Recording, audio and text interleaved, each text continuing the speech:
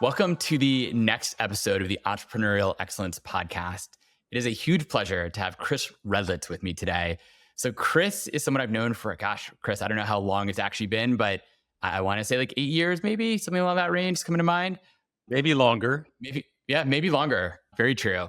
And it's really special to have Chris here today because I've had the pleasure of talking with him, working with him on startups in a variety of ways, but never sort of put him in the hot seat to be like, I want to interview and learn directly from you in your 5 or so startups that you built in a variety of different industries, venture capital firms, all the things you've done.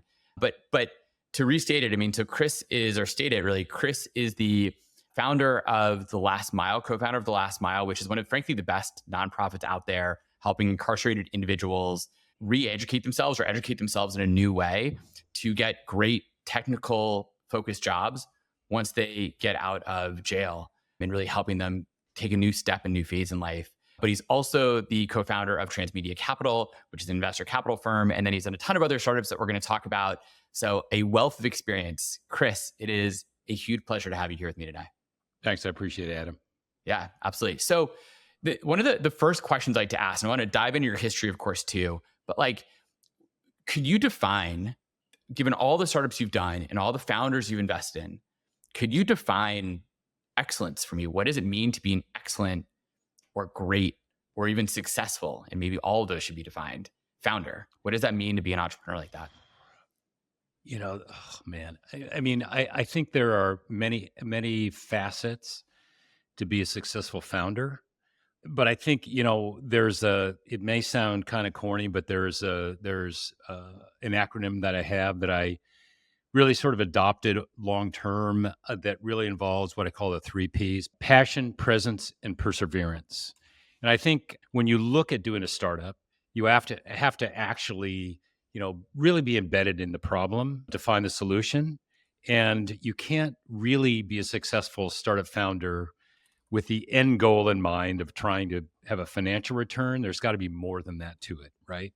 And when I talk about presence, the presence really is you've got to be a leader, and a leader has to attract talent. And presence doesn't necessarily have to be A-type personality. It's someone that people can believe in and feel like they can fall in line and be part of this mission, so to speak, right? Perseverance, obviously, as you know very well, being a startup founder, is, there's a lot of bumps in the road, and you have to really have the endurance and not to get too high, not get too low, and realize this is a long journey, especially the things that I've invested in. We do a lot of software investments and so forth. These take a long time to mature. They're 7, 10, 12 years. So that's a journey that, you really have to have that endurance to build a team and understand the market, and sometimes the valley gets enamored with these quick hits, Yeah. But those are hard to find first, and it's hard to build a portfolio around that. So you really have to sort of stick to your investment thesis and also be patient with those companies that you invest in. How do you identify that right off the bat? I mean, like, how do you identify that as an investor, but also just like as an individual? Like, what are you looking for, or how do you know as an individual? Let's pretend I'm an individual starting my first company. How do I identify that in myself, right? To be like, oh, this is sexy, I want to go be a founder. How do I identify whether I have the 3 Ps in me, or do you not know until you start the journey? Well, I think it's part of being a successful investor is that intuition, right? You can't always predict, but you get feelings. Like, I really believe I have a bit of a, I guess if there is a superpower, it's that sixth sense, or that sense of someone in a very brief moment. We'll talk about The Last Mile, which has really sort of increased that ability to have that sixth sense. But I'll tell you, an example of that is one of my first investments was back in 1998 when I met this young guy from BYU, right? So he's a junior at BYU, doesn't have any experience, but I sit down with him. I spent an hour and a half with him, and I was introduced to through a friend. And it was one of the few times that I made a commitment on the spot, because you get that feeling. Yeah. And this guy ended up creating 2 public companies, and you're familiar with both of them. One became Omniture, and the other one became Domo, and the guy was Josh James out of Utah. And So, those are things you can't predict. But I just had this feeling. Matter of fact, I told my wife, Beverly, and we weren't even married at the time. We were working together. I said, you need to invest in this guy. And she did also. Okay. But, I think that's part of it. I've got many stories about founders that you have that feeling, and it's not 100%, success, but better than not, it's good people with good intentions who just strike you the right way. And frankly, some of the best entrepreneurs are the best listeners. They actually take input, right? Yeah. And again, this is not an indictment on Silicon Valley, but there's a lot of entitlement there. There's a lot of like, I know better than you type of attitude. And that's why I've invested a lot outside of the Valley as well. And the receptiveness, it seems to be better, right? What do you think though? I mean, like, so there's sort of this weird dichotomy that you're trying to talk about, like the ability to listen and be receptive, but also I assume as a founder and to be really successful, like you have to have a kind of strong opinion that is different than what everyone else in the world is thinking. Otherwise, why would you have the guts to go start a startup and do something that hasn't been done? Like you have to be like, I know better than everyone else because they're all wrong and I'm going to go prove it. So how does that fit doing both? Yeah, I think the audacity of that, what you're talking about, is different than the ability to take input. And I think those are sometimes conflicted or they're not understood. You want somebody who's really robust. So I'm going to call somebody out that you know very well who's been successful. Sam Parr, we know Mhm. he's been a successful entrepreneur. He started the hustle. He's done phenomenal things with the things that he's done. He has new startups doing well. He has a phenomenal podcast. He's as audacious as you can get. As a matter of fact, when he came in and pitched us for the hustle early on, my partner said, that guy is a little crazy. I said, yeah, that's why we're going to invest in him. But Sam is also very good at taking in input, and he's a good listener too. And we've had a lot of conversations since then. A matter of fact, he's now a neighbor of mine. But you can't conflict those two because you have to be confident and bold, but yet you can't let that obstruct the ability for you to take input and be a good listener and be a good leader. Yeah. And do you think so? So Sam and James, you mentioned when you met James, I mean, you're saying like he's a junior in college Yep. and you're this very successful multi-time founder at that point, also have your own venture capital firm. No, no, no. What No, this was 1998. So and this was sorry, early on in the internet boom, right? yeah, And so I was a CEO of a company. I hadn't really started formally investing. Was just doing, you're investing in other companies that you know and friends that you have. But it was really, you have to remember in the mid 90s, venture capital was, especially seed investing, had no structure, yeah, right? There was one guy who led it, who's now considered the godfather of angel investing, who's Ron Conway. He's, invested in, you name the company, he's invested in it since everybody. then. But Ron was my first investor in my company. He had the first real check, and he was a guy running around the valley, writing checks. But that was it pretty much. There was no structure. So when I invested in Josh James, it was one of those things where there wasn't structure. There wasn't this sort of community that you could, bang ideas from or collaborate on investing, co-investing. There was no really co-investing. People were just putting money in startups kind of thing. So with Josh, it was very sort of from the seat of the pants type thing, as that evolved, that whole community, remember Salt Lake City, we call it Silicon Slopes now. He was one of the first guys. Yeah. Since then, we've had so many successful companies. Qualtrics, is one, and just recently, right, with Ryan Smith. But there was no community there, and Silicon Valley was you know, sort of putting their nose up to startups outside the valley. Yeah. It's Probably, very, it probably was, still, probably still does to some extent, especially with the AI boom. But that's a different discussion. But yeah. we went back to make once again, like, okay, fine, you're a multi-time founder. What about someone that kind of young and theoretically like still maturing in a lot of ways gave off like to have a 90-minute discussion with someone is actually pretty difficult for any of us. I don't care how mature, successful, everything else you are, we're pretty bad at it. And yet to hold your attention for that long, what did he bring to the table? Is it just a deep knowledge and belief on a topic that you also shared and that passion about it? Or what was it? Yeah, I think what we share is the idea of curiosity. Hmm. You know, we don't have, and if a founder comes in and they have all the answers, then that's a red flag for me. There was this my discussion with Josh or Sam, or I could mention Gary G's another one, right? And I'll tell you his story in a minute. But this mutual sense of curiosity that you're trying to, there's a problem. You don't necessarily have all the solution, but there's a problem and there's a big opportunity that you can address. And the idea that you're sharing ideas and you look at this as a collaboration that's not just writing a check. And you know me, for me, writing a check is only part of the proposition, right? I think part of it, the other part is you have to really lean in, and I think that's a little bit of a lost art in the Valley as well, because there are so many investors now, so many people that have funds and writing checks that you have to do both to be successful. And I know the reason that I got involved in venture capital after being a startup founder was because I didn't have that support from my investors. I never really had that one investor, a couple of investors that I could call, not Yeah. even board members that I could call. Like, it's those 10 o'clock on a Sunday night calls that I take now, not as frequently because I'm, a little bit beyond, because, we're not actively investing as much anymore. But still, it's like you have to be willing to take those calls, and you have to be willing to be very honest, right? And I think that's also something that I'm not sure all investors want to be as honest about their feeling. You have to be very frank. I mean, I've been asked to lead board meetings because of my frankness, right? So you just have to do that, Yeah. right? And I think that's part of being beat up as a founder. You can sit in that seat and you can empathize, and you can also speak your mind with credibility, right?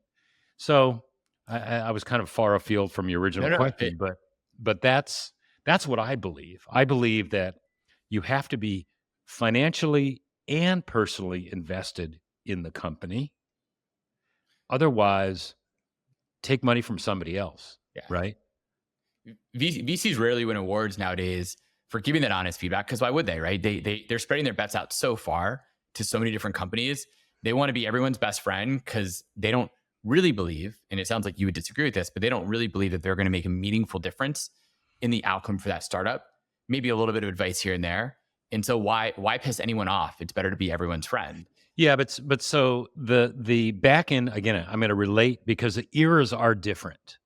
In the mid 90s, you got friends and family money, and that was considered quote unquote dumb money, right? It was just money. Yep.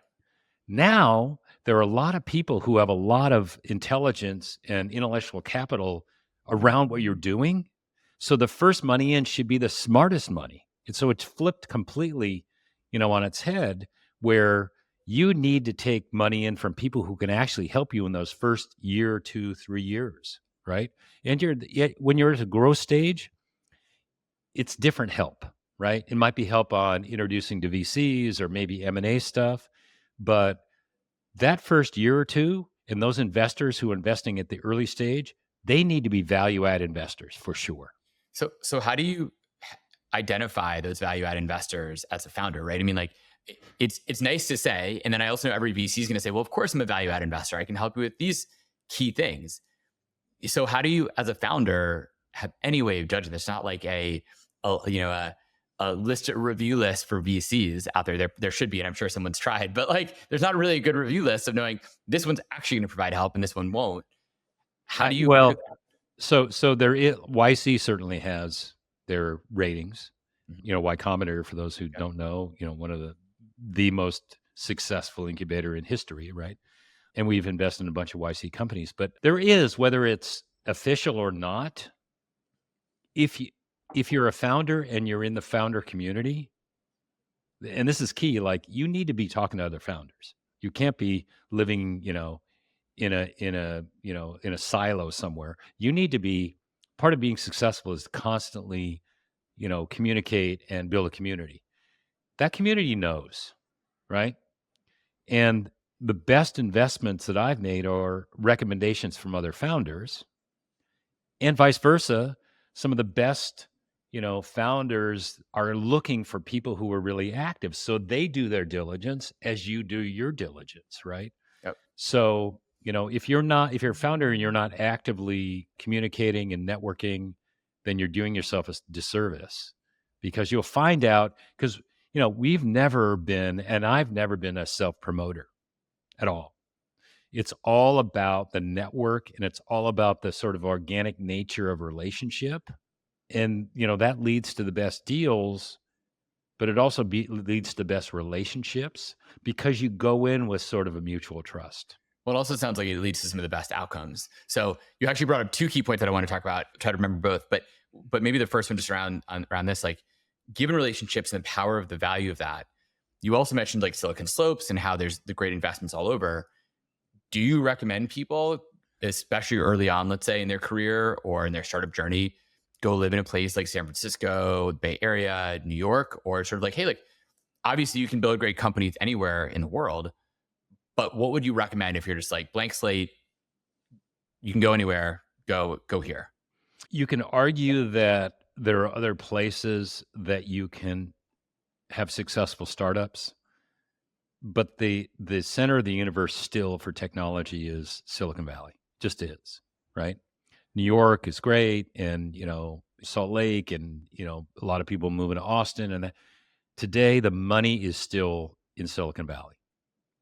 So if you want to build a network, that you have to sort of go to Mecca, and that's still Silicon Valley, right? It is. Not to say that all great startups originate there, but that's where the money is, right? Yeah. So, if you have an opportunity, and again, Y Combinator pre-pandemic, they required, to a great degree, their founders to come to Silicon Valley. Then things became remote. Now I Back in think their person. mandate is they have to come back, right? Yep, correct. Because you have to build a community. A community has been built over time. This startup community, and especially the venture community that really started in the Valley, started in the late 50s, right? So there's a lot of history there. And there are generations of investors that have layered on top of each other in that area, right? So there just is a legacy there that it's hard to replicate. I'm not sure it'll ever be replicated, but that is the heartland of technology, right? Yeah. And so if you have an opportunity to go there and be part of that, doesn't mean you have to be there forever, but you need to be part of that community because that's just where the money is. Yeah. And there's a No, lot of investors in the Valley that just want to invest in Valley companies still. correct. No, I mean, I've heard many top tier investors actually say they only really invest in the Bay Area. Obviously, during pandemic, it changed, but then back to that, not just because of the money, which look, money is a self-fulfilling prophecy to some extent, but Yeah. also the talent, right? If you have a pool of talent and you need these people to be with each other to build the great ideas and push that out, which there's a different discussion about remote versus not, but let's assume you need, especially early days of product market fit, you probably need some of that in person. Being in the Valley where you're surrounded by all this talent helps for that. I mean, I'm Yeah. a good example of that myself, right? We wouldn't be talking probably had I not been in the Valley. Then you and I got introduced by a mutual friend who then brought Sam in, and we had our own little book club for a while. Like We did. that was really cool. A bunch of really cool people. And now, I mean, like, like look where Sam is, right? And Sam's one of the most famous podcasters out there. And people I talk to are like, oh wow, Sam Parr, that's amazing. And I know lots of these people. I'm like, yeah, dude, we're all just running around like trying to figure it all out as startup guys back in the day. And you just stick around long enough to the point of perseverance. Suddenly, all these people because you were part of it. And I've stayed. I don't go to all that much anymore in the Bay Area, but I can because it's all still right here. There's events every single night, nonstop, if I want Yep. to go do it. And the power of that is really valuable, right? If I need to make a phone call, I can call up Chris Redlitz, who I want to talk about self-promotion, but I'll promote you for a second, which is like, you're one of the best investors out there, have one of the best track records of anyone I know. You don't self-promote it, and I give you a huge amount of credit for that fact.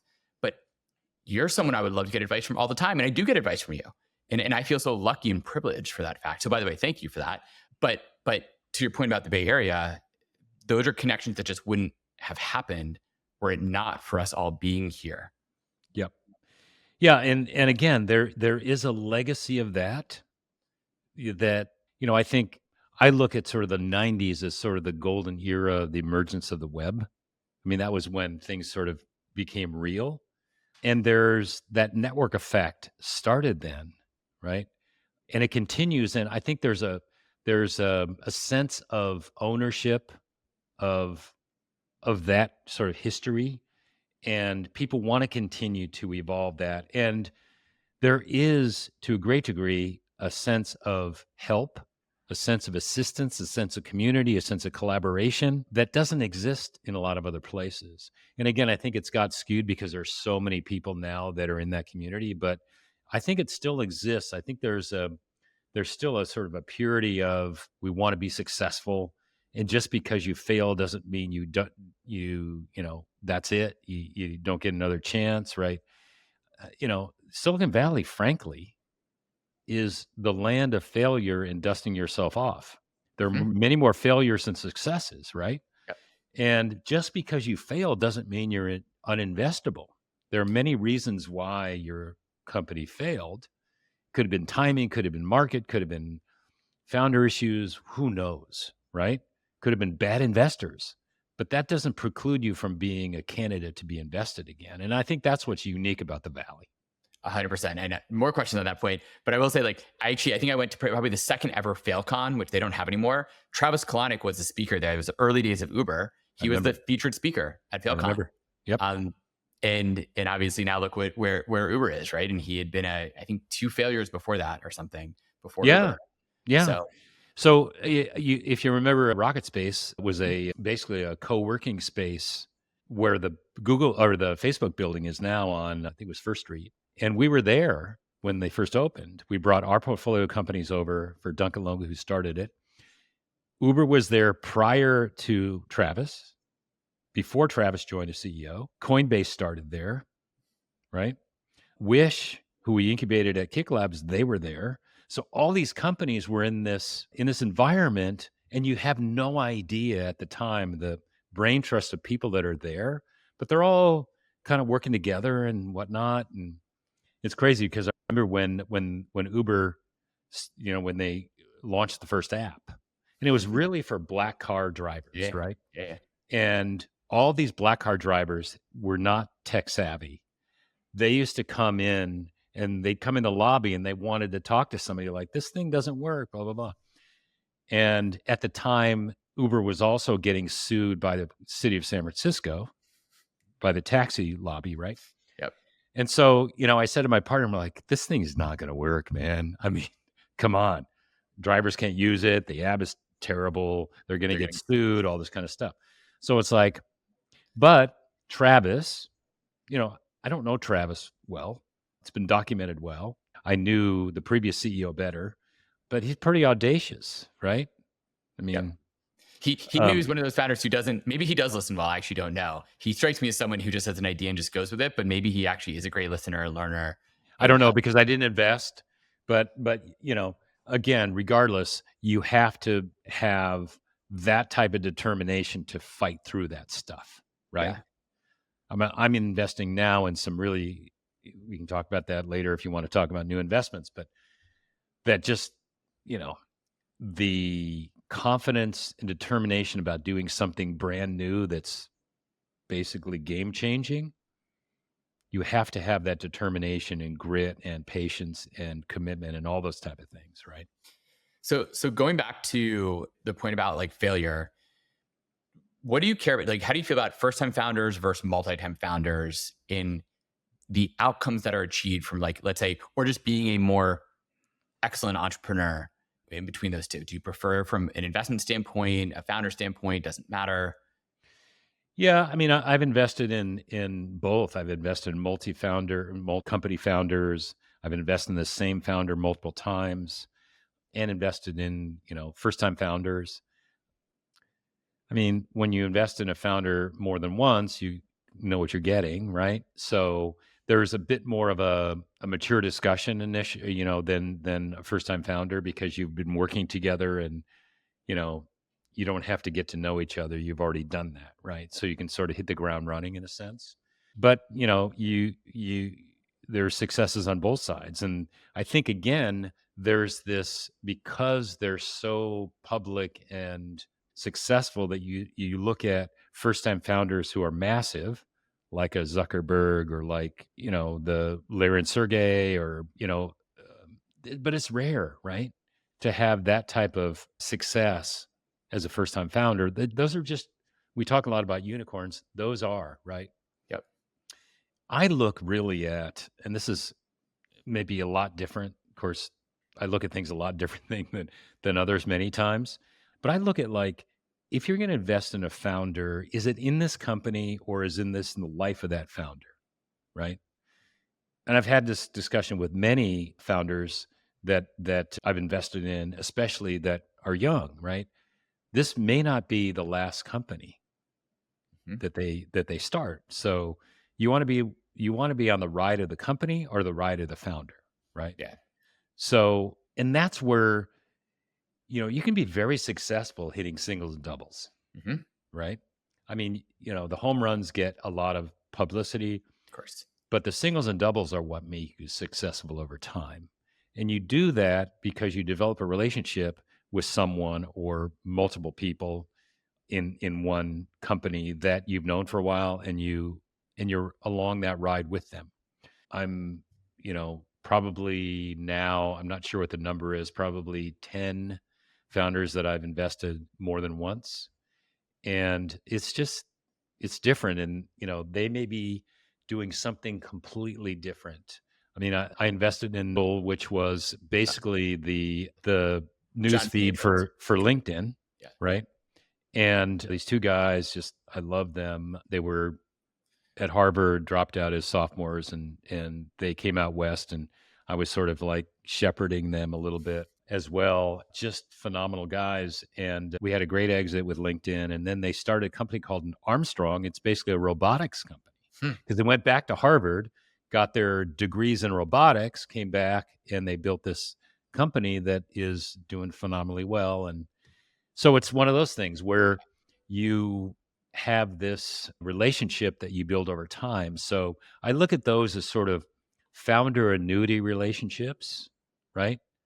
And that, to me, not only is it successful financially, but I love the fact that you can have a long-term relationship with someone that, you develop a friendship and a business relationship with, and you see them progress over time, and there's a little bit of a being proud of them as Yeah. well, right?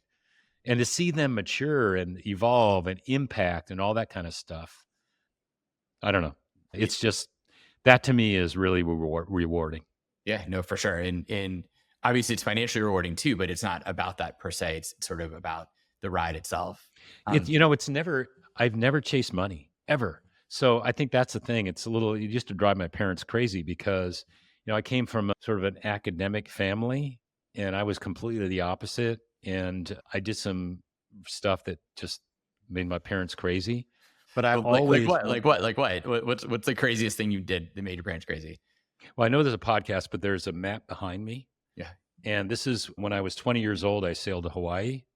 And in the days before GPS, so, I got on the boat, and all you have is a sextant, and you can't communicate. So, like, I could be in the middle of the ocean and something happened, my parents would have never known, right? Wow. But, to me, it was an adventure.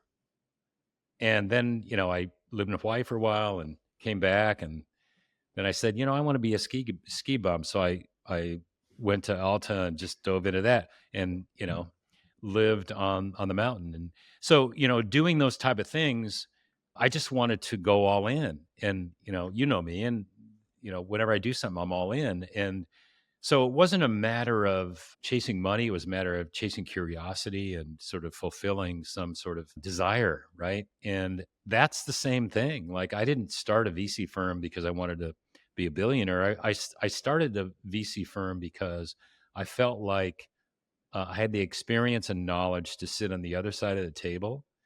And I wanted to be that guy Yeah. that somebody could call. Right. I just wanted to see if I could do it. That was it. And quick point in this, because I want to come back to your history, because we're on that topic right now. But since you also brought it up, I mean, like, look, to your point about self promotion, right? you're not someone who has self-promoted yourself, maybe even in comparison, since you brought up his name, to Ron Conway, who is out there and really well known for all of his investing, and maybe that's brought him many more deals and built his more firms. As an entrepreneur who starts a venture capital fund, like the VCs are also entrepreneurs in many cases.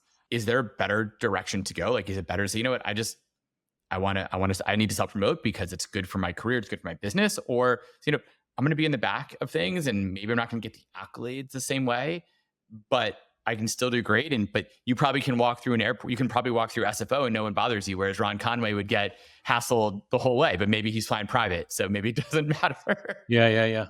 I think it depends on the personality, right? I mean, look at someone like Jason Calacanis, right? Mhm. I mean, Jason's a good friend of mine. He has a completely different approach. He's very out there, and maybe he turns people off. I don't know, but he's a real genuine guy, and he's out there. He's way out there. He's a big self promoter, so it works for Jason, right? And I love that, and so whatever works for you, right?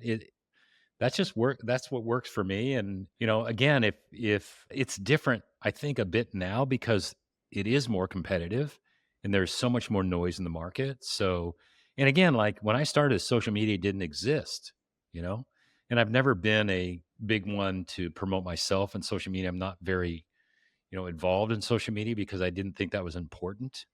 I just felt like it was important for people when they're having the conversation. They Yep. say, "Who would you want to be investor?"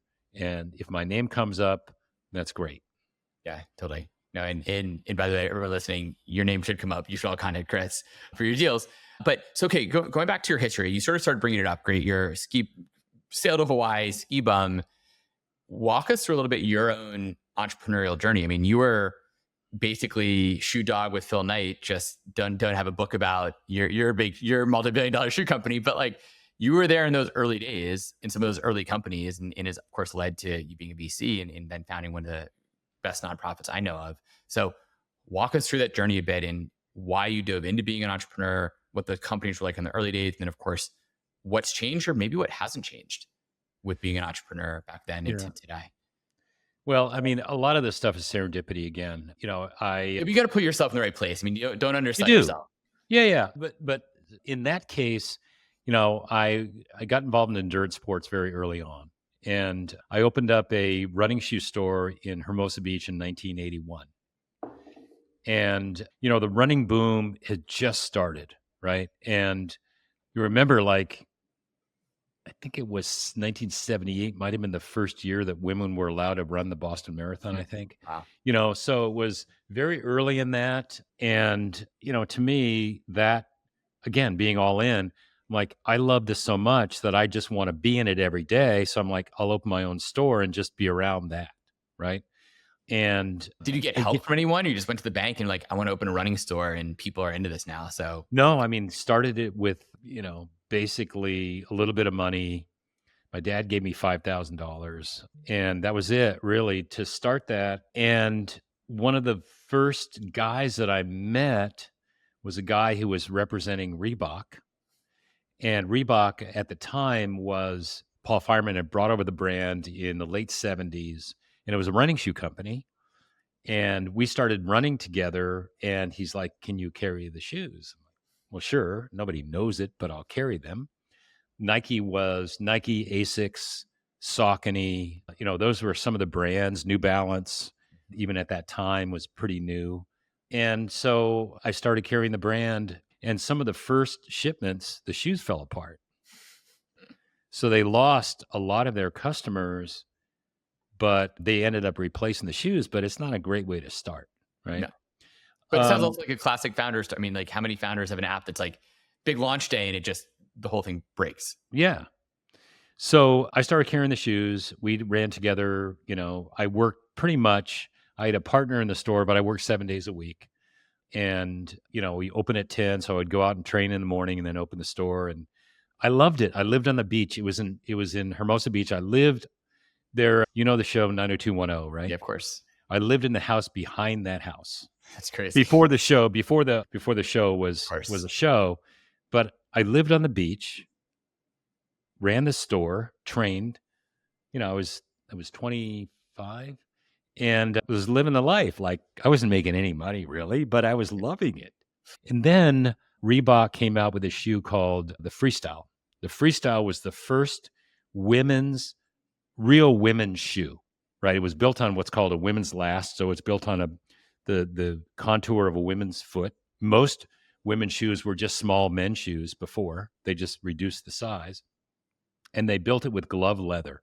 And it was when jazzercise was moving into aerobics, and Reebok started what step aerobics, which was huge in the 80s. Okay. And the shoe was developed by a guy named Angel Martinez. And he was another guy who was a runner. He ran for the Aggies in Northern California, a really well-known running team. And the shoe took off. So I was one of the few dealers who was carrying Reeboks at the time, and it just blew up. So It's like ringing off the hook. You got Reeboks yeah, looking at these shoes. yeah. So in about, I don't know, it was less than a year later, he came back. My friend Henry came back and said, I need help. Would you come work with me? And so I did. One of my first jobs was to drive around in this Reebok logoed van, giving away shoes to aerobic instructors so they'd wear it in front of the class. And I had this whole stack of free vouchers. So I'd give away shoes to people and influencers that I know, and that's how it started. Like, The early influencer days. there was no social media or whatnot. So, and then the company just took off. So when I joined, we were doing less than 20 million in revenue. It's probably closer to 10. I can't remember exactly. When I left, we might have broken 4 billion. Oh my gosh. Yeah. So it was a phenomenal growth. It was crazy. It was a rock star brand. Every celebrity wanted to wear the shoes, and there are many stories around that I tell you. But, at the time, also the guy, and we'll get into sort of successes of companies and my theory about that. But when I opened my store, my first rep, the guy who pulled the bags in, showed me the samples, was a guy named Charlie Denson. And he was maybe a year or two older than me. We were in our 20s. Charlie ended up becoming the president of Nike. Wow. And that, to me, is the difference between those two companies. Mark Parker, who was a CEO for many years, he started as a designer. Of Nike. Mark was at Nike, right? Nike, yeah. So, Shoe Dog is interesting how Phil Knight chronicled that story.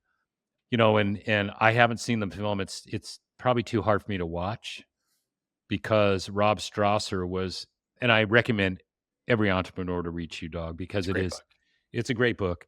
But Rob Strasser was a big part of that.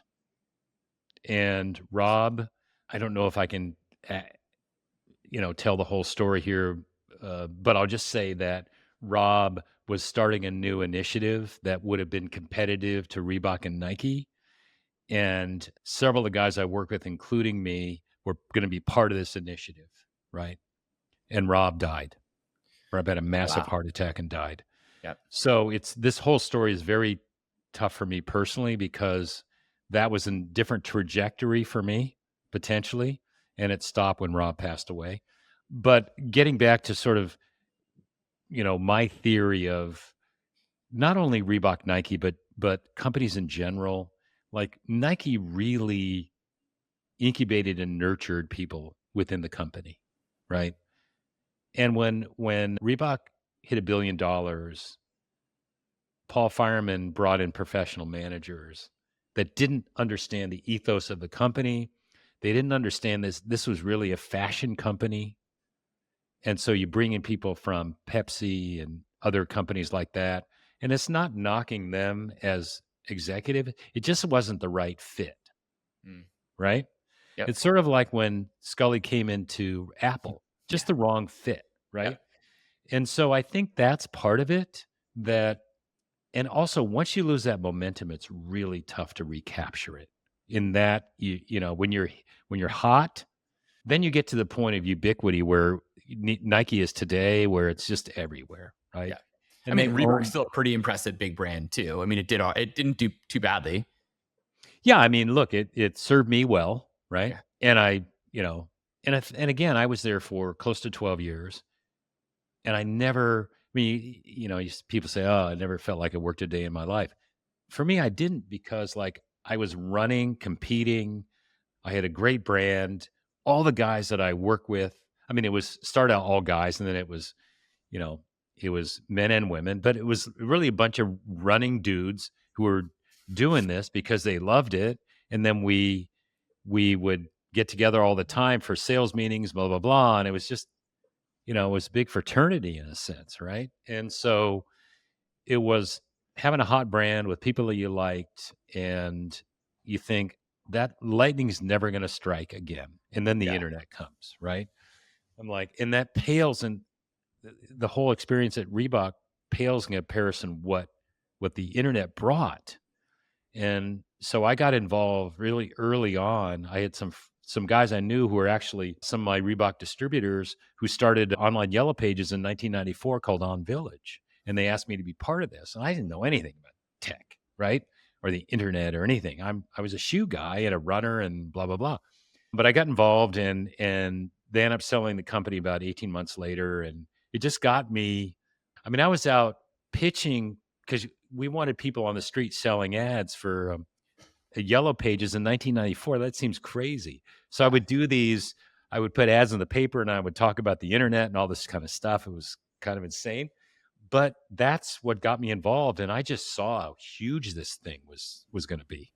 And so one thing led to another, and I started a company with a co-founder in 1997, a company called Ad Auction, which was the first media exchange to buy and sell media.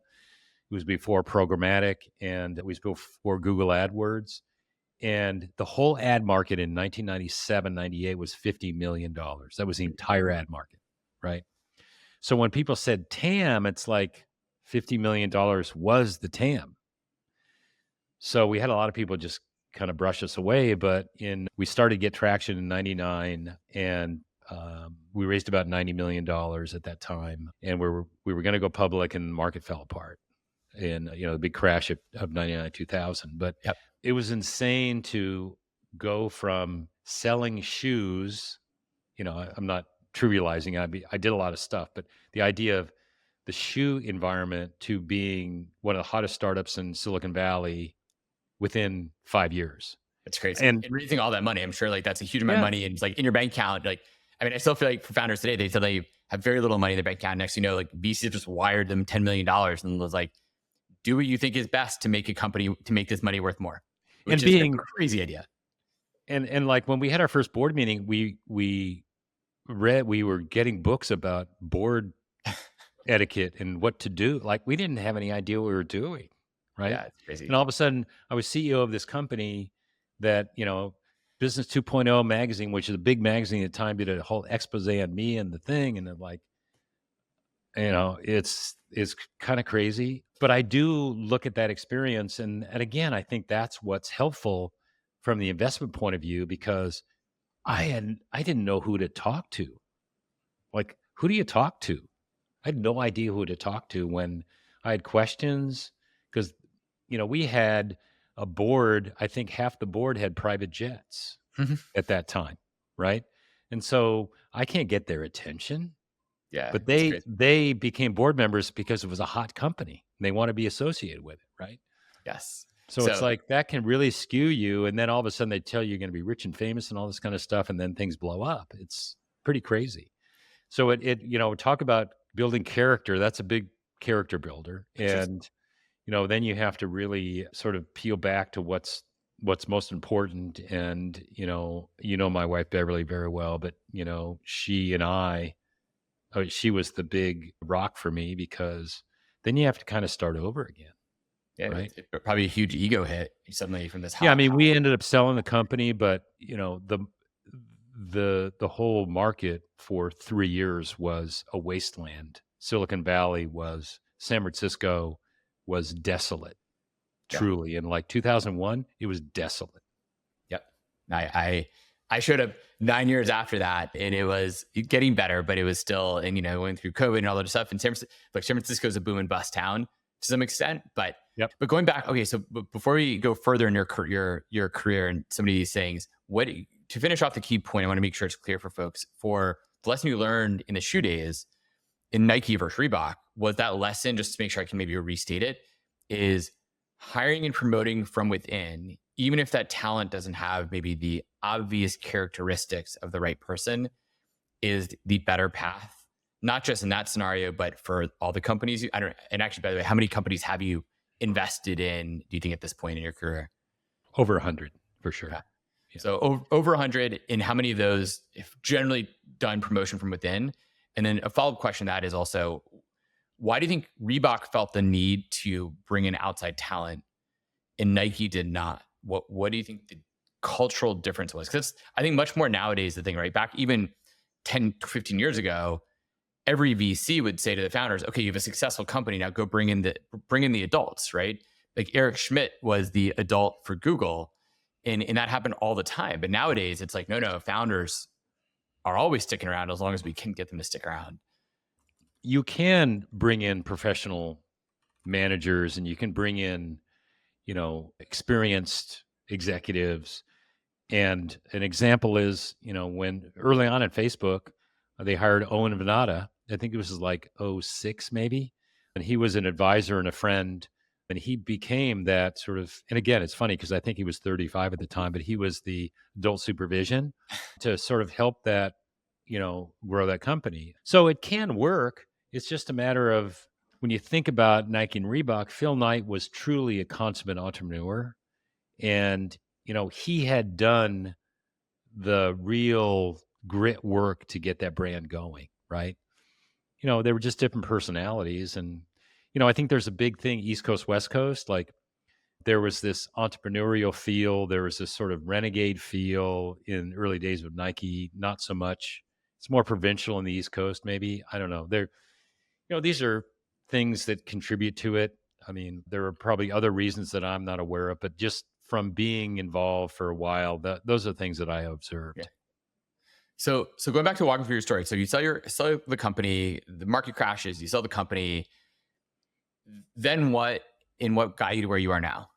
Yeah, I think you go through sort of a period of mourning, a period of shock, a period of what's next.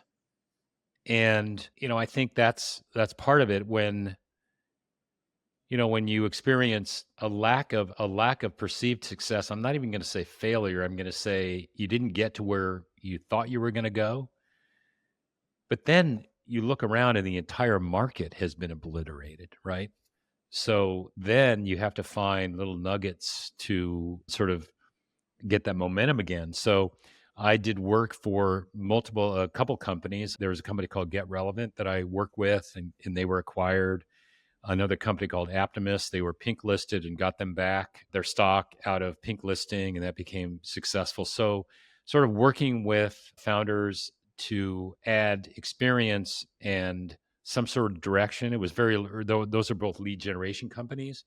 So, helping build sales teams and kind of, it's a little bit like, I equate a lot like when you're an athlete, you stop working out and you atrophy, right? Yeah, totally. You have to start working out again. You have to get that muscle back. So I believe that after the crash, I had sort of an emotional atrophy, right? Understandably, by the way. Yeah. So then you're like, how do I build momentum again? How do I get some successes again? And how do I swallow my ego and say, oh, I was promoted as this dude and now I'm not, right? And so how do you build back, right? And we'll talk about the last mile in a bit, but that's kind of it. It's like you have to always say, I can't look in the rearview mirror. I've got to look forward. That's why the rearview mirror is so small and the windshield's so large, because the opportunity is ahead of you, not behind you, right? Yep. And so, I think that's part of it. So build momentum, start to build it back. In 2003, the market started coming back. So, we started, social media started obviously with Facebook and Twitter. It was 2004, 5, 6. YouTube started to get traction. All this new environment starts happening and everybody's feeling good. And then the market falls apart again in 2008, right? Yep. So then you're like, look around. It's like, oh man, Yeah, can I pick myself up again and do this again? Right. For me, I didn't have as big of a fall because I was working within startups and sort of trying to build that network and that brand equity again and so forth. But again, that's you look around and that was a big fail. Like not just the tech industry, like in 2000, the world had a failure, right? Yeah. So, and again, San Francisco was a wasteland. Yep. There were millions of unrented office space, Yep. right? Still back to it again today, but it's starting to fill back up with AI. It's coming back, right?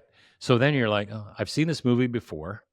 And so you start again. And what we did was we started an incubator in San Francisco called Kick Labs. And there was an office space on Brannan, and the owner couldn't rent the basement floors, 25,000 square feet. We basically worked out a deal where we'd give him a little piece of equity and we would just build out the space. So I met my venture partner, Peter Boboff, who was for Transmedia Capital, and Beverly and I went and we started this incubator. And it was the first incubator in San Francisco. And it was the only other ones were really YC and Techstars. That Yeah. was it. YC was in the Valley. We were in San Francisco, and Techstars was originally, I think, based in Colorado, I believe. But, we just started bringing in founders. We brought in 14 founders. One of them was Wish. That was one of the, when Peter started Wish, he walked in with an idea, and we started doing events there and just started building momentum. And then a couple years in, we realized that we could either be an incubator or an investor. We had to make a choice. You couldn't do both? We just didn't believe we could do both Mm. because when you're doing a facility, when you're hosting people, because they lived there, right? You have to, you have to keep that place vibrant. So we literally had 2 or 3 events a week, you know, and you're managing a space and all this kind of stuff, and we just felt like that wasn't possible. At the time, Duncan Logan started Rocket Space, which was one of the first co-working spaces in San Francisco. And Duncan became a friend. I'm like, why don't you do that? I'll bring our portfolio companies in, and we'll just focus on venture investing, and you handle the rest. So we did. So when Duncan opened, we brought all the first companies into Rocket Space. And that really became, as I mentioned before, like Uber was there, Coinbase was there, Wish was there early on. A lot of companies were incubated there. And that became a hotspot for a while, right? And it was a relief to us because we could just focus on investing and being with founders. And he was doing events and all this. That was his business, right? And I think that was really the time when we really started to learn to be investors. We were sort of learning as we went because we're investing in early stage companies. But what does it really mean to be a value add investor? And we kind of learned as we went. Yeah. And so, okay, so you do all that, you're investing, doing all of that, meeting these companies, meeting these startups. What led to you deciding to also start the last mile? I mean, that's something very different than what you had been doing. Well, we have it's an acronym that has been adopted in our house. It's a CCI, Chris's Crazy Ideas. And that's sort of the mantra that's been throughout my life, but it's How also often does Bev say yes to those? What's the ratio? well, now I filter them. I pre-filter them before I say anything. She's pretty good at adopting most. Bev, she is a force of nature. So it didn't start that way. Actually, I was invited into San Quentin State Prison, which is just north of San Francisco. It's not that far. And I knew someone who was doing some mentoring there. And she said, there's a lot of guys here asking business questions. Some want to start businesses. Will you just come in and talk to them? And I had never been in a prison before. And San Quentin's kind of an ominous place. And so I first said no, and then she asked again, and I relented. And one night I went into San Quentin. I didn't really know what to expect. I just figured I would kind of tell them what I did and, answer questions, and thought probably none of them would understand anything. And I walked in one night to a room filled with about 50 guys. It was super intimidating because you have to walk across the yard in San Quentin, and it's one of those sort of mythical places. And I was going to do a short talk and leave. And I spent the entire evening there answering questions, just was blown away by their enthusiasm, their knowledge. They had done their homework. Guys were handing me business plans they had written with their prison pencil. And it was just such a transformative night for me that I went home that night and I told Beverly, we're going to start an incubator in San Quentin. And that's when she said, you're out of your effing mind. But I said, no, no, no, you have to come back with me. She was willing to come in San Quentin and met some of the guys. And I said, why don't we just help a few of these guys? So we started a class of 7 guys, 8 guys, I think, 7 or 8 guys. I think it was 8 guys initially. And we went in 2 nights a week at night to teach an entrepreneurship class that we kind of made up. And the whole goal was to give them a sense of what did it take to develop an idea and articulate that idea. It didn't have to be something they'd ever launch. So I basically said, if you have a blank canvas with no money's not an issue, like what would you do? And so we spent 6 months going in to, teaching them how to build a plan. We brought authors in. The first author was Guy Kawasaki, who's a well-known author in San Francisco, used to work for Steve Jobs. And he had this book he had just published called Enchantment. And it was talking about, it was early days of social media. So it was talking about how to utilize social media without losing the personal touch. And one of the first chapters in Enchantment was talking about making connections with people, looking them in the eye and shaking their hand. So Guy, I reached out to Guy, he's like, I'll send you the books. I said, and when they're done, you're going to come in and talk to them. He's like, okay. I didn't realize that in prison, really, you don't shake hands and look people in the eye. That's just not what you do. And that's how naive I was. But I said to the guys, I said, no. If you're going to be successful in the world, you have to learn these things. So every night that we taught the class, they'd come in one by one and Bev and I would shake their hands and look them in the eye. Mm-hmm. And that was the start of it, about changing their perspective. And then we also had to change their reluctance to be transparent and vulnerable. Yeah. So Twitter was, it was 2010. So Twitter was pretty new still. And Quora, which is a question and answer site. And there was another site called The Daily Love, which was this community site. And I said, I want you to share your experience as much as you can, and we'll publish them out there. So obviously, they didn't have any internet. So we created tweet sheets. At the time, it was 140 characters. So they would fill out each box, and then we had volunteers would upload to Twitter. And we started to get a following. Then I knew the guys at Quora early, and they created these accounts for them, their profiles. We administer their profiles, but they have their picture and who they were, and they would answer questions on the Quora community. And it just took off, right? Wow. And they started to realize, and this is funny because they didn't understand data at all. They didn't understand responses. So we started to print out all the responses they're getting and how many likes they're getting and all this stuff. And they're like, oh my God, somebody really cares about what I'm saying. And yeah, it was pretty cool for people. It was amazing. So that really started, it was two things. One is the guys in the program started to realize that they had value, and the people on the outside started to get an idea of what was going on. They were having transparency inside. So about 6 months later, we had our first demo day in San Quentin. We had 6 guys present. And in the chapel in San Quentin, it's about 350 people. I brought venture friends of mine. Governor Brown's wife came. The Secretary of Prisons came. We had CNN, LA Times, Yahoo News, like all these.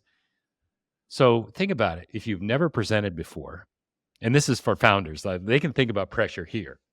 These guys are stepping up. It's the biggest day of their life in many ways, because they have a chance to express themselves in front of all these people and the press. 6 guys knocked it out of the park because they were presenting from their heart. I said all the time, take it from your head to your heart and present from your heart. They did. I had venture friends come and say, like, that was mind-blowing, that they were able to present that way, and some really good ideas, but it was even more so the ability to articulate your message. And so after that, we kind of knew we had something there, and it just took off. And in 2014, we opened the first tech incubator in the U.S. We gutted the print factory in San Quentin. It's about 22,000 square feet. We put in a tech center there, and one of our first visitors was Mark Zuckerberg. So after he showed up, then it became everyone in the valley kind of knew about it. And Yeah. now we're soon to be in 10 states. We have people working as software engineers all over the country in the valley. Yeah, it's been sort of mind blowing. Now we have 55 employees. Our executive director 25 years ago was homeless and a heroin addict in San Francisco. Now he's running our organization. 70% of our employees are graduates of our organization. So and we've educated thousands of people, and it's really impacted families all over the country. And so it's, again, it's one of those things where we had no idea that it would be this way. And we didn't have any idea that some of that knowledge you take for granted can really help people. And, it's been 15 years now, and almost 15 years. And it's just organic. It's just grown organically. And we have great supporters, big brands that have supported us. And we had the opportunity to host an event pre-pandemic in Indiana that was hosted by the previous administration. Ivanka Trump had the American Workforce Development Coalition, and she brought in Tim Cook, and she brought in CEO of Walmart, and just a bunch of CEOs to see what we're doing, and it really had an impact. So, Apple's a funder of ours now, and it's really one of those things where if you show that there's a human element, that's many people have made one mistake, and this whole country is really built on redemption and second chances. I mean, honestly, like that's what the US is about. And if you sort of peel back the onion and see what the real stories are for people, and that they really do, many people do deserve a second chance. And people don't realize like 95% of the people in prison are coming home. So who do you want them to be? Do you want them to be a successful neighbor, or do you want them to commit new crimes? So the national average of recidivism across the country is close to 60%. Over 15 years, our recidivism rate is 4%. And So, for those who don't know, recidivism means people who go back into jail basically after they right, leave. right. It's tracked in a 3 to 5 year period. So, when you think about in California, it costs $130,000 a year to incarcerate somebody, Hmm. just to house somebody, right? So, if you can break that generational cycle of incarceration and you can change that, you not only change people's lives, but you change the economics, right? I Yeah, mean, it's a mass. $180 billion cost between litigation and housing and all of that, incarceration. It's a huge thing that we have to deal with, but it's also something that impacts families. Like, people don't realize that there are 80 million people in this country with a criminal record. 80 Wow, million. that's crazy. So first of all, I mean, what you built at TLM is incredibly amazing. It sounds like it actually hits on the three kind of P's in a lot of ways. Sort of Chris's crazy idea in sticking with it, persevering, passion, all those other key elements for it. Kind of being philosophical, you're kind of going down this road of like building something. Like going back to the first question, like what does success mean? Right? You have a lot of people who made a lot of money. You've done very well yourself as well. Is that success, or do you define it a different way? How do you define success? Yeah, I mean, everybody has their own view of what success is. But I think if you don't have to do something as wild as we've done that's all consuming. But I think if you have to sort of define what success is for you personally, and everyone has a different degree of what that is. And I think a lot of people are frustrated because I'm not successful enough. What does that really mean? That's Right? the question. Yeah. I mean, again, I never had that anxiety because I never chased money. It was always like I wanted to be curious and explore. And if you can let curiosity dictate your life more than money, then you'll be happier, right? I think Yep, that's part totally of it. agree. Like, you never want to, at least I never want to be idle.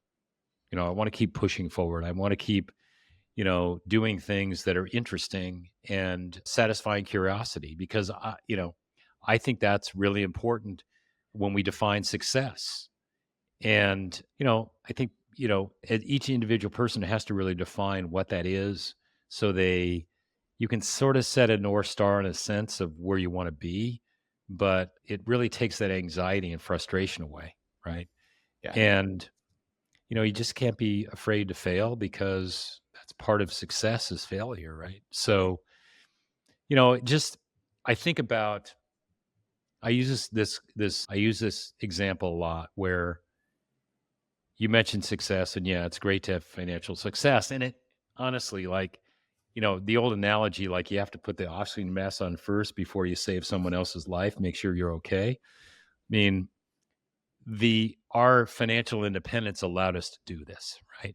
Hmm. So you have to, you know, we were able to do it because we could, Yep. you know, But you we also support. did, right? There's a lot of founders who could do it and yet they never do, right? They make their money and go off to ski in Aspen and have Which is fine. I mean, if that's what turn your dials, great. But I'll tell you though, when you've seen lives change, and I remember there's a guy, Darnell Hill, who was early on in our entrepreneurship program. And Darnell had served 24 years in prison. He committed crimes when he was, I think, in his late teens with his dad. His dad was a career criminal. So they were arrested together, sentenced together. They were actually cellmates in San Quentin together, if you can believe that. And Darnell was sentenced to 7 to life, which means you have to serve 7 years and then you have a chance to go in front of the parole board. Darnell, because of his association with his dad and so forth, he went in front of the parole board 5 times and was denied. The 6th time, because he'd been with TLM and because he had a path and a plan, he was given his suitability the 6th time after he served 24 years. And he got married 6 months before he went to prison. His wife, Sonia, waited for him. She was at the gate. Wow, 24 when years. he got out 24 years later. And I was there with him. So it's like, if that doesn't change you and you say, that's what life is, that's what's important about life, right? When you see that, and I know, and Darnell say to this day, because of our involvement, he got his freedom, and I also helped him get his first job. And he worked for a company called Grove. If you know Grove, they do delivery of products and so forth. Really high quality products, right? He was a warehouse manager, and he called me crying after about 6 months working there. And he said, "Chris, they just gave me the keys to the warehouse. They trust me that much. They gave me the keys to the warehouse." So that kind of stuff, like, there's many, many stories, but like, that's what success is. When you can help facilitate that and have meaning, that's success. Yeah, that is hard to follow up. But I have one question I try to ask everybody at the end of this, which is, if there's one piece of advice that you would give to every entrepreneur and founder to achieve excellent outcomes, whatever those might be for them, right? I think hopefully, I hope all of us, myself included, can have outcomes that you've achieved. I think that is far more meaningful than going public or anything else, what you've done for Darnell, but all the hundreds and thousands of people who've gone through the last mile. But what is it single? It's not hundreds of thousands. It's not hundreds of tens of thousands. Maybe it's thousands, not, let's okay.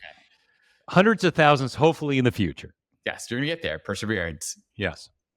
But what is that one piece of advice? If you're like, do this to achieve excellent outcomes, what would that advice be? I think doing it for the right reason.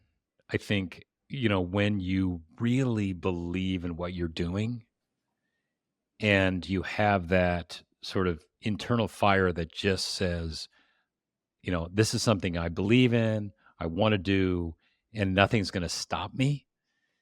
If you don't have that fire, maybe it's not the right thing, because you really have to have that to be successful. Yep. It's that relentlessness. It's, I talked about the 3 Ps, but you really have to do it for the right reason. And again, many folks that I've seen, as you know, I've been pitched God knows how many times, and you can see it almost in the first couple minutes. Like, this is not for the right reason.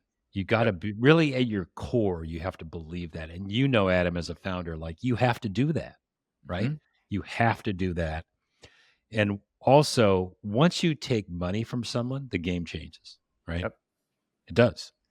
You're doing it for the people now, not just for yourself. Hmm. But even for yourself, you have to be willing to get up. You have to have that passion for it, to be willing to get up every day and go through all the hard things that are going to come up every Yeah. day with what you're doing. And so it's so tough. But if you do it for the right reasons, you can lead to amazing outcomes. Right. And sustainability. I mean, if you have that core driver, and not everyone's an entrepreneur. Yep. They're just not, you know? And so, you try it. If it doesn't work, great. But those that are really successful have that deep seated desire, and, it's what it is. And for investors is to find those that have that. And it's not always easy. And so, if investors are listening, including and also founders, it's a two-way street. Like it's hard to find them on both sides, but you find someone who really has that drive, stick with them, especially if you get them early in their career, stick with them through the life of it because you'll be successful together. That's well spot on. Well said. Chris, if people want to get in touch, learn more about you, you're not super on social media, but if they are lucky enough to get you as an investor, how can they find you and learn more about you, TLM, Transmedia, you name it? Where can folks get in touch? I mean, you can reach out on LinkedIn and just mention that you listen to the show, or, they can reach out to me. Email's a little tough because I get barrage of email, but it's chris@thelastmile.org. So those are two ways to reach out for sure, and try to be accessible, but the schedule is pretty crazy. But, reach out with a reason or something you want to talk about. That, you get a lot of people that reach out on LinkedIn just to reach out. But if you have a real reason you want to have a conversation, then, I'll try to respond. Yeah. Chris, thank you so much for the time. I appreciate it. I know everyone else will too. Such amazing stories. Thank you for being on. Thanks for having me. I appreciate it. Absolutely.